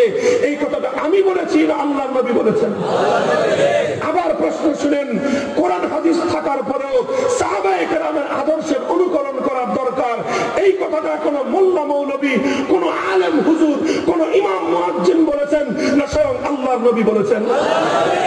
তো যদি কোরআন হাদিস থাকা অবস্থায় সাহাবায়ে কেরামের অনুকরণ করার কথা আল্লাহর নবী বলেছেন, এখন কেউ যদি সাহাবায়ে কেরামের অনুসরণ করার ক্ষেত্রে তার কোনো অভিযোগ থেকে থাকে, কেউ যদি সাহাবায়ে কেরামের অনুকরণ করার ব্যাপারে কোনো আপত্তি উত্থাপন করে, সে শুধুমাত্র সাহাবীদের ব্যাপারে আপত্তি করলো না, বরং সে সর্বপ্রথম আল্লাহর নবীর নির্দেশনা মানতে আপত্তি করলো।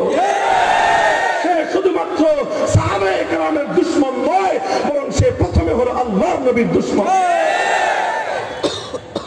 মুহতারাম হাজিরিন, কাজী হিদায়াতের জন্য একদিকে লাগবে তোমার মানা আলাইহি আল্লাহর পয়গম্বরের আদর্শ তথা কোরআন হাদিসের আদর্শ লাগবে এক হাতে, আরেক হাতে লাগবে সাহাবায়ে কেরামের প্র্যাকটিক্যাল নমুনা, সাহাবায়ে কেরামের জিন্দেগি। এটা কোরআন হাদিসের বাইরের কিছু নয়, বরং সাহাবায়ে কেরামের জিন্দেগি হলো কোরআন হাদিসের প্র্যাকটিক্যাল নমুনা। সাহাবায়ে কেরামের জিন্দেগি এটা হলো আল্লাহর কোরআন এবং নবীর হাদিস অনুযায়ী যেই জ্ঞান মানুষকে শিক্ষা দেওয়া হয়েছে, সেই জ্ঞানটারই ইন্টার্নশিপ হলো সাহাবায়ে কেরামের জিন্দেগি। মুহতারাম হাজিরিন, সুতরাং সাহাবায়ে কেরামের অনুকরণ করার দরকার আছে না নাই? সাহাবায়ে কেরামের অনুকরণ করার শর্ত আল্লাহর নবী এমনিতেই আরোপ করেন নাই। আল্লাহর পয়গম্বর উম্মতকে হেদায়েতের জন্য কোরআন হাদিসের অনুসরণের পাশাপাশি সাহাবায়ে কেরামের অনুকরণ করার কথা এজন্যই বলেছেন, যেন কোন ব্যক্তি আল্লাহর কোরআন এবং নবীর সুন্নাহকে ভুল ব্যাখ্যা করে নিজের মন গড়া মতবাদ যেন উম্মতের উপর চালিয়ে দিতে না পারে। যদি সাহাবায়ে কেরামের প্র্যাকটিক্যাল নমুনা না থাকতো, তাহলে আল্লাহর কোরআন এবং নবীর হাদিসকে পুঁজি করে অনেক বেশি ব্যবসা হতো। যদি সাহাবায়ে কেরামের প্র্যাকটিক্যাল নমুনা না থাকতো, তাহলে কোরআন এবং হাদিসের উদ্ধৃতি দিয়ে নিজস্ব মন গড়া মতবাদ চালানোর ধান্দাবাজি আরো অনেক বেশি হতো। আল্লাহর নবী সাহাবায়ে কেরামের প্র্যাকটিক্যাল নমুনা এজন্যই উম্মতের কাছে রেখে গেছেন, যেন কিয়ামত পর্যন্ত কোরআনের নামে হাদিসের নামে নিজস্ব মন গড়া ব্যাখ্যা উম্মতের উপর চালিয়ে দেওয়ার সাহস কোন ভণ্ড অথবা কোন প্রতারকের না হয়। নবীর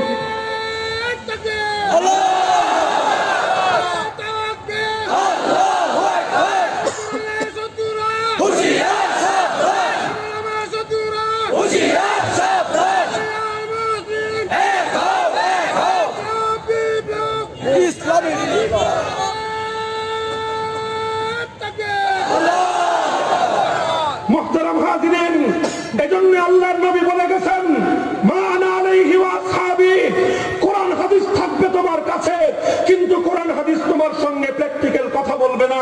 তোমাকে কোরআন এবং হাদিস থেকে থিওরি নিতে হবে, আর ব্যাখ্যাটা নিতে হবে সাহাবায়ে কেরামের জিন্দেগি থেকে। সাহাবায়ে কেরামের জিন্দেগি বাদ দিয়ে, সাহাবীদের পক্ষ থেকে অনুসৃত ব্যাখ্যা বাদ দিয়ে, দুনিয়াতে কোন ব্যক্তি যদি এমন কোন ব্যাখ্যা কোরআনের নামে, এমন কোন কথা হাদিসের নামে উম্মতের মধ্যে চালিয়ে দেওয়ার চেষ্টা করে, যেটা সাহাবায়ে কেরামের জিন্দেগিতে ছিল না, যেটাকে সাহাবায়ে কেরাম গ্রহণ করেননি, কোরআনের নামে হোক হাদিসের নামে হোক, এমন কোন মতবাদ, এমন কোন বক্তব্য, এমন কোন মন্তব্য যেটা সাহাবায়ে কেরামের যুগে গ্রহণযোগ্য ছিল না, কিয়ামত পর্যন্ত উম্মতের কাছে সেটা গ্রহণযোগ্য হতে পারে না। তাকবীর, নারে তাকবীর, আমার নেতা তোমার নেতা, আমার নেতা তোমার নেতা, নারে তাকবীর। কাজী সাহাবায়ে কেরামের প্র্যাকটিক্যাল নমুনার অনুসরণ করার দরকার আছে না নাই? এবার কারো মনের মধ্যে প্রশ্ন জাগতে পারে যে হুজুর, সাহাবীদের প্র্যাকটিক্যাল নমুনা ছাড়া যদি আমি পথ চলতে চাই, আমার কাছে কোরআন আছে হাদিস আছে, সমস্যা হলো কোরআন আর হাদিস তো আছে কিন্তু ব্যাখ্যা তো নাই। কোরআন হাদিস তো আছে কিন্তু ব্যাখ্যা, কোরআন হাদিসের থিওরি আছে, প্র্যাকটিক্যাল নমুনা তো নাই। তোমাকে তো আল্লাহর নবী বলেছেন নামাজ দেখে দেখে শিখতে, তুমি কাকে দেখে নামাজ শিখবে? শুধু কোরআন পড়ে নামাজ পড়তে পারেন নাই, শুধু হাদিস পড়ে নামাজ পড়তে পারেন নাই, নামাজ পড়তে বলেছেন, নামাজ শিখতে বলেছেন দেখে দেখে। কোরআন কি তোমাকে দেখাতে পারবে? হাদিস কি তোমাকে দেখাতে পারবে? না বলতে পারবে? বলতে পারবে, দেখাতে পারবে না। দেখাবার জন্য তোমার কাছে প্র্যাকটিক্যাল কোন মানুষের কাছ থেকে দেখে শিখতে হবে। তাহলে সেই মানুষ হলো নবীর সাহাবায়ে কেরাম, যারা তোমাদেরকে দেখিয়ে দিবে। এখন প্রশ্ন হলো, হুজুর প্র্যাকটিক্যাল নমুনা তো দরকার আছে, বুঝলাম। প্র্যাকটিক্যাল নমুনা না থাকলে কোরআন হাদিসের নামে যে কোনো ব্যক্তি ভুল ব্যাখ্যা করে উম্মতকে বিভ্রান্ত করতে পারে। এজন্য সাহাবীদের প্র্যাকটিক্যাল নমুনা আমাদের কাছে থাকা দরকার, যেন মানুষের মন গড়া কোনো মতবাদ কোরআন হাদিসের নামে জাতির উপর চাপিয়ে দিতে না পারে। প্রশ্ন হলো, সাহাবীদেরকে পাবো কোথায়? সাহাবায়ে কেরাম তো ১,৫০০ বছর আগে বিদায় নিয়েছেন। আল্লাহর পয়গম্বরের ইন্তেকালের ১০০ বছরের পর কোন সাহাবী দুনিয়াতে জিন্দা ছিলেন না। নবীর ইন্তেকালের ১০০ বছরের ভিতরেই সমস্ত সাহাবায়ে কেরাম দুনিয়া থেকে বিদায় নিয়েছেন। আজ ১৩০০ বছর অতিক্রান্ত হয়ে গেল, দুনিয়াতে আল্লাহর পয়গম্বরের কোন সাহাবী দুনিয়াতে বিদ্যমান নাই। প্রশ্ন হলো, সাহাবায়ে কেরামের প্র্যাকটিক্যাল নমুনা ছাড়া যদি হেদায়েতের পথ না পাওয়া যায়, তাহলে বিগত ১৩০০ বছর পর্যন্ত দুনিয়ার মানুষ হেদায়েত পেল কিভাবে? ১৪০০ বছর পরে এসে আমরা হেদায়েত পাবো কিভাবে? আমাদের পরে আরো শত শত বছর পর যারা আসবে তারা হেদায়েত পাবে কিভাবে? প্রশ্নটা বোঝা গেল? মুহতারাম হাজিরিন, এই প্রশ্নের জবাব দেওয়ার জন্য আমি আবার ওই প্রথম দৃষ্টান্তের দিকে ফিরে যাই। একজন ইঞ্জিনের সঙ্গে একজন এক্সপার্ট এসেছিল, ইঞ্জিনের সঙ্গে একটা ক্যাটালগ এসেছিল। এক্সপার্ট এসে কিছু টেকনিশিয়ানকে ট্রেনিং দিয়ে গেল। কথা ঠিক না বেঠিক? এই ইঞ্জিনটা মনে করেন ২০০ বছর টিকবে, ১৫০ বছর টিকবে, ১০০ বছর টিকবে। কিন্তু যেই টেকনিশিয়ান গুলোকে ওই এক্সপার্ট শিক্ষা দিয়ে গেল, এই টেকনিশিয়ানরা ১০০ বছর পর্যন্ত ইঞ্জিন চালাতে পারবে। এরা হয়তো বড় জোর ১০ বছর, ২০ বছর, ২৫ বছর চালাবে, তারপরে সব বুড়ো থুচ্ছুরা। এরপরে ইঞ্জিন চলবে কি চলবে না? কিভাবে চলবে? এক্সপার্টও চলে গেছে, যাদেরকে এক্সপার্ট শিখিয়ে গেছে তাদেরও জীবন শেষ, তাদেরও কর্মক্ষমতা শেষ। এবার ইঞ্জিন চলবে কিভাবে? দোস্ত, পরিষ্কার জবাব হলো, এক্সপার্টের কাছ থেকে যারা প্র্যাকটিক্যাল শিখে রেখেছিল তারা বুড়ো হওয়ার আগেই, তারা নিজেরা কাজ শেষ করবার আগে তারা ১০ জন আরো ২০ জনকে প্র্যাকটিক্যাল শিখিয়ে দেবে। বলবে, আমাদের ওস্তাদ আমাদেরকে এভাবে শিখিয়েছিল, আমি তোমাদেরকে এভাবে শিখিয়ে দিলাম। তারাও আরো ১০ বছর চালাবে। ওরা যখন রিটায়ারমেন্টে যাবে, রিটায়ারমেন্টে যাওয়ার আগে আরো ৪০ জনকে বলবে, আমাদের ওস্তাদরা আমাদেরকে এভাবে শিখিয়েছিলেন, আমি তোমাদেরকে এভাবে শিখিয়ে গেলাম, এভাবেই তোমরা ইঞ্জিনটা চালাও। এভাবে প্রজন্মের পর প্রজন্ম, সেটআপের পর সেটআপ আসবে। মানুষ পরিবর্তন হবে, কিন্তু শিক্ষা পরিবর্তন হবে না। যতদিন ইঞ্জিন আছে ততদিন পরম্পরার মাধ্যমে ওই শিক্ষা প্রশিক্ষণ দিয়ে ইঞ্জিনটা নির্ভুলভাবে পরিচালিত হতে থাকবে। মুহতারাম হাজিরিন, আল্লাহর পয়গম্বর সাহাবায়ে কেরামকে হাতে কলমে আল্লাহর দ্বীনের প্রশিক্ষণ দিয়ে গেছেন। সাহাবায়ে কেরাম কিয়ামত পর্যন্ত থাকবেন না, তবে আলহামদুলিল্লাহ সাহাবায়ে কেরামের পরে আল্লাহর এই দ্বীনের সঠিক প্রশিক্ষণ কিভাবে থাকবে? কোরআনে পাকের মধ্যে আমার আল্লাহ পাক রব্বুল আলামিন সেই প্রশ্নের জবাব দিয়েছেন। সূরা আলে ইমরানের ৭৯ নম্বর যে আয়াত আমি আপনাদের সম্মুখে তেলাওয়াত করেছি, আয়াতে কারীমার মধ্যে আমার আল্লাহ পাক রব্বুল আলামিন ঘোষণা করেছেন, ওয়া মা কানা লিবাশারিন আন ইউতিয়াহুল্লাহুল কিতাবা ওয়াল হুকমা ওয়ান নুবুওয়া সুম্মা ইয়াকুলু লিন-নাসি কুনু ইবাদান মিন দুনিল্লাহ ওয়ালাকিন কুনু রাব্বানিয়িনা বিমা কুনতুম তুআল্লিমুনাল কিতাব ওয়া বিমা কুনতুম তাদরুসুন। সার কথা হলো এই, সমস্ত নবীগণ দুনিয়াতে আল্লাহর পক্ষ থেকে আসমানি কিতাব নিয়ে এসেছিলেন। কিতাব নিয়ে এসে তারা দুনিয়ার মানুষের কাছে হেদায়েতের দাওয়াত দিয়ে গেছেন। কিসের দাওয়াত? সমস্ত নবীগণ দুনিয়ার মানব জাতির কাছে হেদায়েতের দাওয়াত দিয়েছেন। কি বলে দাওয়াত দিয়েছেন? সব নবীদের হেদায়েতের কথা এক ছিল, কুনু রাব্বানিয়িন, কোন নবী এ কথা বলেননি কুনু ইবাদাল্লি মিন দুনিল্লাহ, হে দুনিয়ার মানুষ আল্লাহকে বাদ দিয়ে আমার গোলামি করো, আল্লাহকে বাদ দিয়ে আমার পিছনে পিছনে ছুটো, আল্লাহকে বাদ দিয়ে আমার গোলামি করো। এই কথা কোন নবী বলেন নাই। সমস্ত নবীদের দাওয়াতের মূল কথা ছিল ওয়ালাকিন কুনু রাব্বানিয়িন, ও দুনিয়ার মানুষ তোমরা আল্লাহমুখী হয়ে যাও। কার দিকে যাবে? মানুষ কোন দিকে ধাবিত হবে? সমস্ত নবীর দাওয়াত ছিল কার দিকে? আল্লাহর দিকে দাওয়াত ছিল। কোরআনের এই আয়াতের আলোকে উম্মতের উলামায়ে কেরাম, কোরআনের মুফাসসিরিনগণ এই কথা স্পষ্টভাবে লিখেছেন, দুনিয়াতে কিয়ামত পর্যন্ত অনেক দাওয়াত আসবে, অনেক দাওয়াত হবে, অনেক দাওয়াত আসবে, কিন্তু কোনটা সঠিক দাওয়াত আর কোনটা ভুল দাওয়াত, কোনটা হেদায়েতের দাওয়াত, কোনটা গোমরাহির দাওয়াত, এটা বুঝবার একটা পরিচয় আছে না নাই? হেদায়েতের দাওয়াত আর গোমরাহির দাওয়াত বুঝবার জন্য সবচেয়ে বড় যেই পরিচয় আল্লাহর কোরআন তুলে ধরলো, সেটা হলো যেই দাওয়াতের মধ্যে আল্লাহর গুরুত্ব সবচেয়ে বেশি থাকবে সেই দাওয়াত হলো হেদায়েতের দাওয়াত। আর যেই দাওয়াতের মধ্যে আল্লাহর চেয়ে ব্যক্তির গুরুত্ব বেশি থাকবে, যেই দাওয়াতের মধ্যে আল্লাহর চেয়ে নেতার গুরুত্ব বেশি, যেই দাওয়াতের মধ্যে আল্লাহর চেয়ে আমিরের গুরুত্ব বেশি, যেই দাওয়াতের মধ্যে আল্লাহর চেয়ে পীরের গুরুত্ব বেশি, যেই দাওয়াতের মধ্যে আল্লাহর চেয়ে মাখলুকের গুরুত্ব বেশি, স্পষ্ট বুঝতে হবে সেটা হেদায়েতের দাওয়াত নয়, সেটা হেদায়েতের নামে মানুষকে নিয়ে দলফারি করবার দাওয়াত, সেটা জান্নাতের দাওয়াত নয়, সেটা জান্নাতের নামে মানুষকে নিয়ে গোমরাহির পথে চলবার দাওয়াত।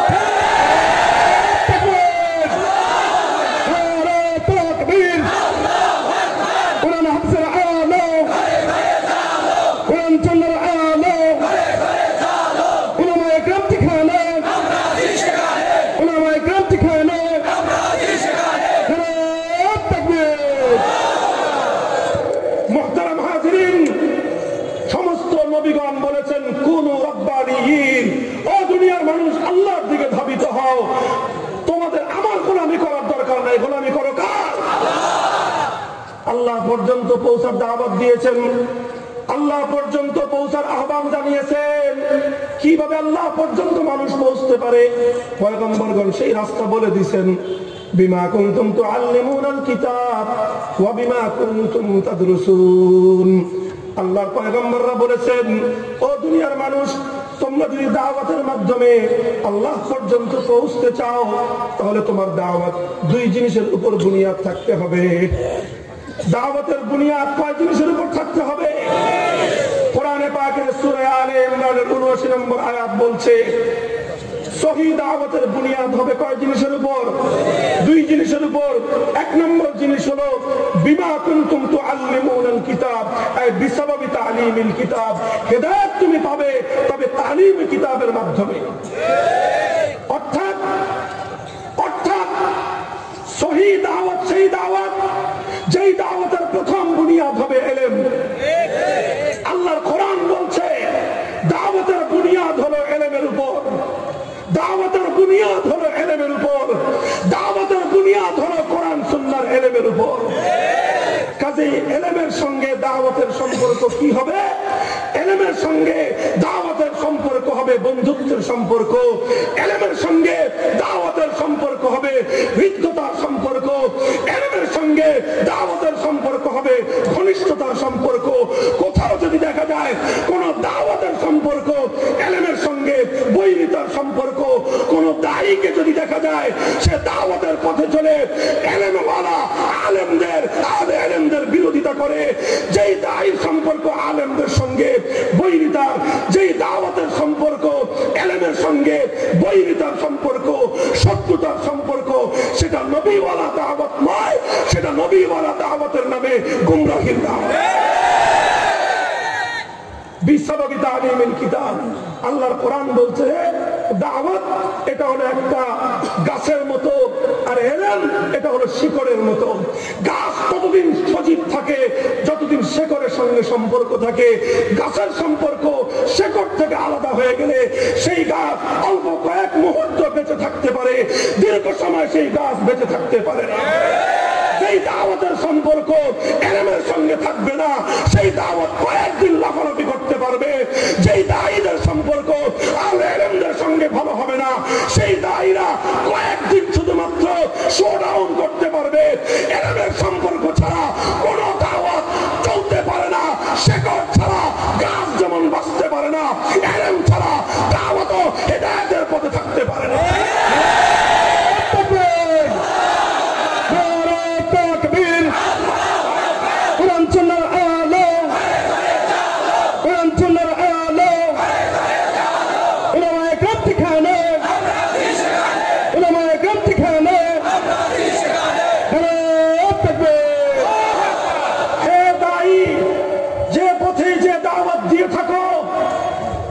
সুনির্দিষ্ট কোন গ্রুপ অথবা কোন বিশেষ কোন ফেরকাকে লক্ষ্য করে বলছি না। যারা আল্লাহ দ্বীনের দাওয়াতের পথে কাজ করতে চাও, যারা আল্লাহ দ্বীনের পথে দায়ী হিসেবে নিজের জীবন গড়তে চাও, তোমাকে কথা অবশ্যই স্মরণ রাখতে হবে, তোমার দাওয়াতের সহি দাওয়াত যদি হতে হয়, বুনিয়াদ হতে হবে ইলমের উপর। যেই দাওয়াতের বুনিয়াদ ইলমের উপর নয়, সেই দাওয়াত সহি দাওয়াত নয়। যেই দাওয়াতের সম্পর্ক ইলমের সঙ্গে বৈরিতার সম্পর্ক, যেই দায়ীর সম্পর্ক আহলে ইলমের সঙ্গে বৈরিতার সম্পর্ক, সেটা দাওয়াত সঠিক সহি দাওয়াত নয়, তাই সেই দায়ীও সঠিক পথের দায়ী নয়। যেই দায়ীদের হাতে আহলে ইলমদের রক্তের দাগ লেগে থাকে, যেই দায়ীরা আহলে ইলমদের মাথা ভাঙে, যেই দায়ীরা আহলে ইলমদের রক্ত দিয়ে হাত রঞ্জিত করে,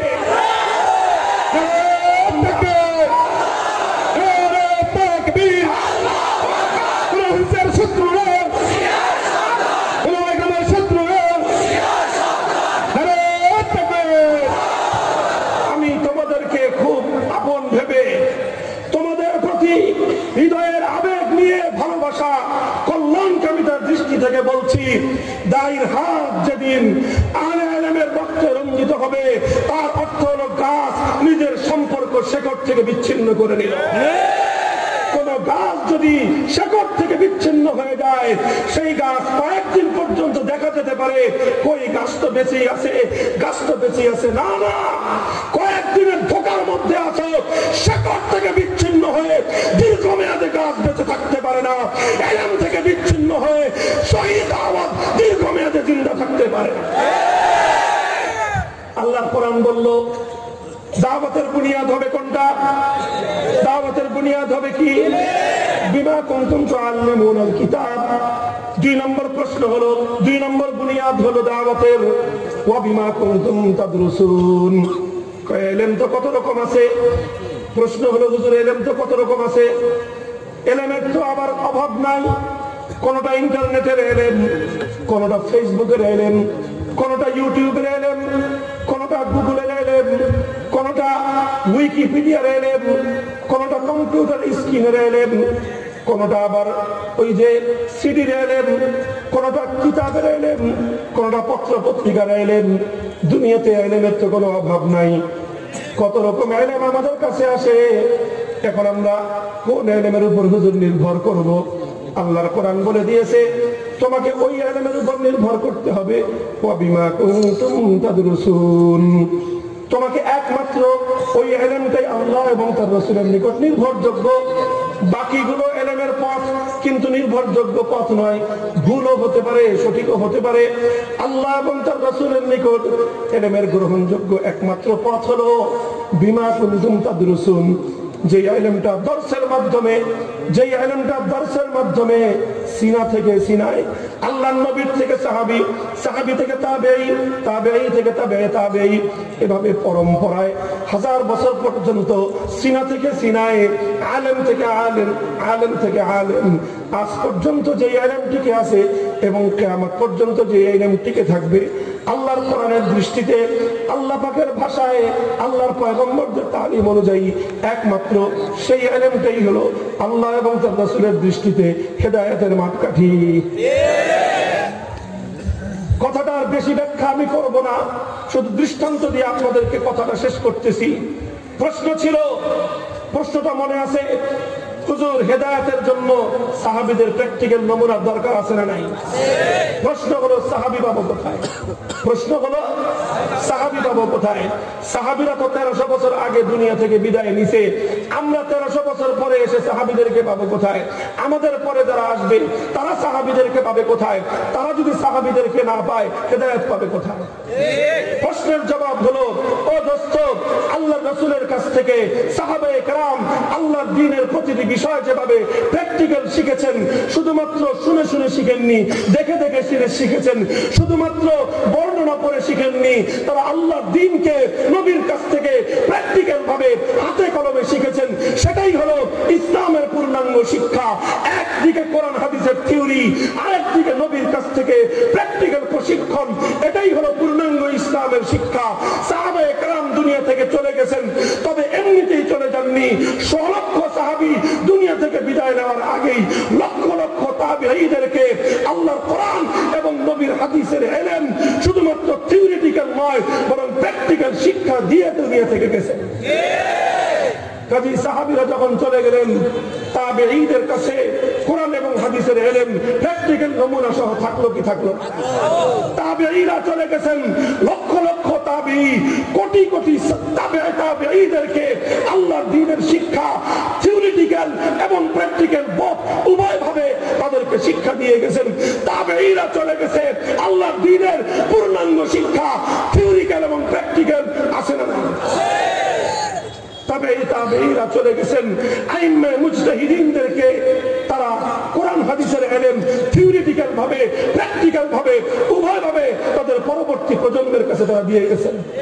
আলহামদুলিল্লাহ বলেন আলহামদুলিল্লাহ। এভাবেই আজ ১৫০০ বছর পর্যন্ত আমি শুধুমাত্র একজন ১বিংশ শতাব্দীর 15 শতকের হিজরি 15 শতকের আল্লাহর কোরআন এবং নবীর হাদিসের একজন নগণ্য শিক্ষার্থী হিসেবে আমাকে দিয়ে আপনাদের কাছে দৃষ্টান্তটা দেই। আলহামদুলিল্লাহ, আমি আমার এই ক্ষুদ্র জীবনে আল্লাহর কোরআন এবং নবীর হাদিসকে সামনে রেখে হেদায়েতের পথ, আল্লাহর দ্বীনের শিক্ষা, দ্বীনের ইলম এবং আমল একত্রিত করবার চেষ্টা আমার ক্ষুদ্র মেহনত অনুযায়ী আমি করেছি। আর আমার এই বুনিয়াদটা কি? আমার এই বুনিয়াদ হলো শুধুমাত্র কোরআন হাদিসের ইলম পাতা থেকে শিক্ষা করা নয়, কিতাব থেকে শিক্ষা করা নয়, শুধুমাত্র ইন্টারনেট থেকে দেখে শিক্ষা করা এটা আমার একমাত্র পুঁজি নয়। আলহামদুলিল্লাহ, আল্লাহ পাক আমাকে তৌফিক দিয়েছেন সহিহ বুখারী শরীফের ব্যাখ্যা গ্রন্থ ফাতহুল বারী, উমদাতুল কারী, ইরশাদুস সারী, সহিহ মুসলিমের ব্যাখ্যা গ্রন্থ শারহ ইমাম আন-নাওয়াবী, ফাতহুল মুলহিম, এরকম হাজার হাজার হাদিসের ব্যাখ্যা গ্রন্থের পৃষ্ঠা আল্লাহ পাক এই ক্ষুদ্র জীবনে আমাকে অধ্যয়ন করার সুযোগ দিয়েছেন। কোরআনের ব্যাখ্যা তাফসীর রুহুল মাআনী, তাফসীর কবির, তাফসীর ইবনে কাসীর সহ হাজার হাজার পৃষ্ঠা আল্লাহর কোরআনের তাফসীরের অধ্যয়ন করবার পড়ার সুযোগ আল্লাহ পাক আমাকে কোরআন এবং কোরআনের ব্যাখ্যা তাফসীরের কিতাবগুলো থেকে পড়বার সুযোগ আল্লাহ আমাকে দিয়েছেন। বর্তমান আবার ডিজিটাল যুগের, তো আমরা ডিজিটাল যুগ নিয়ে নাড়াচাড়া করি, আমরা অ্যান্ড্রয়েড মোবাইল সেট ব্যবহার করি, আমাদের কাছে কম্পিউটার আছে। আমার কম্পিউটারের সিডির মধ্যে ৮,০০০ কিতাবের এক লাইব্রেরি আছে, মাকতাবাতুশ শামিলা। আমরা কম্পিউটারে গুগলের মধ্যে সার্চ দিয়ে কোরআনের আয়াত, হাদিসের ব্যাখ্যা, এগুলো সব আমরা ইন্টারনেট থেকে আধুনিক তথ্য প্রযুক্তির সহযোগিতায় আমরা অধ্যয়ন করি। আলহামদুলিল্লাহ, প্রযুক্তিকেও কোরআন এবং হাদিসের পক্ষে, ইসলামের পক্ষে, কল্যাণের পক্ষে ব্যবহার করার চেষ্টা করি। তবে যেটা বলতে চাই সেটা হলো এই, আমাদের দ্বীনের বুনিয়াদ কিতাবের পাতা নয়, আমাদের দ্বীন শিক্ষা করা, দ্বীন পালন করবার বুনিয়াদ ইন্টারনেটের লাইন নয়, বরং আমাদের দ্বীন শিক্ষা এবং আমল করার বুনিয়াদ হলো যে আমরা আমাদের পূর্বসূরীদের কাছ থেকে বছরের পর বছর জুড়ে তাদের সামনে হাঁটু গেড়ে বসে আল্লাহর কোরআন এবং নবীর হাদিসের শিক্ষা প্র্যাকটিক্যালি, থিওরিটিক্যালি দুই ভাবে শিক্ষা গ্রহণ করে আল্লাহর দ্বীনকে আমরা হাসিল করেছি। শুধুমাত্র দৃষ্টান্ত হিসেবে আমার অনেক উস্তাদ আছে, একজনের নাম বলি, যার কাছে আমি আরবি অক্ষর জ্ঞান থেকে নিয়ে শুরু করে সহিহ বুখারী শরীফের সর্বশেষ হাদিস, কালিমাতানি হাবিবাতানি ইলার রহমান খফিফাতানি আলাল লিসান সাকিলাতানি ফিল মিজান সুবহানাল্লাহি ওয়া বিহামদিহি সুবহানাল্লাহিল আযীম। এই হাদিস পর্যন্ত যার কাছে আমি অধ্যয়ন করেছি, প্র্যাকটিক্যাল শিখেছি, কোরআন এবং হাদিসের প্রতিটি বিষয় শুধুমাত্র থিওরিটিক্যাল নয়, প্র্যাকটিক্যাল আমি শিক্ষা গ্রহণ করেছি। আমার এমন অনেক উস্তাদ আছে, একজন উস্তাদের নাম শাইখুল হাদিস আল্লামা আজিজুল হক নব্বরাল্লাহু মারকাদাহু। তিনিও কোরআন এবং হাদিস পড়েছেন, কিতাব পড়েছেন, জিন্দেগিতে হাজার হাজার কিতাব অধ্যয়ন করেছেন। তবে তার ইলমের বুনিয়াদ শুধু কিতাবের পাতায় নয়, তিনি আল্লাহর দ্বীন কোরআন এবং হাদিস থেকেও শিখেছেন। প্র্যাকটিক্যাল ভাবে তার উস্তাদদের কাছ থেকে প্র্যাকটিক্যাল ভাবেই দ্বীনের প্রতিটি বিষয় শিক্ষা গ্রহণ করেছেন। তার অনেক উস্তাদ আছে, একজন উস্তাদের নাম শাইখুল ইসলাম শাব্বির আহমদ উসমানী রাহমাতুল্লাহি আলাইহি। তারও এরকম অনেক উস্তাদ আছে, একজন উস্তাদের নাম হলো শাইখুল হিন্দ মাহমুদ হাসান দেওবন্দি রাহমাতুল্লাহি আলাইহি। তারও এরকম অনেক উস্তাদ আছে, একজন উস্তাদের নাম হুজ্জাতুল ইসলাম কাসিমুল খায়রাত ওয়াল উলুম কাসিম নানুতুবি রাহমাতুল্লাহি আলাইহি। তারও অনেক উস্তাদ আছে, একজন উস্তাদের নাম শাহ আব্দুল গনি মুজাদ্দিদি রাহমাতুল্লাহি আলাইহি। তার একজন উস্তাদের নাম শাহ ইসহাক মুহাদ্দিস দেহলভী রাহমাতুল্লাহি আলাইহি। তার একজন শিক্ষকের নাম শাহ আব্দুল আজিজ মুহাদ্দিস দেহলভী রাহমাতুল্লাহি আলাইহি। তার একজন শিক্ষকের নাম মুসনাদুল হিন্দ ইমামুল হিন্দ শাহ ওয়ালিউল্লাহ মুহাদ্দিস দেহলভী রাহমাতুল্লাহি আলাইহি। তার একজন উস্তাদের নাম শেখ আবু তাহের মুহাম্মদ ইবনে ইব্রাহিম আল কুরদি রাহমাতুল্লাহি আলাইহি। তিনি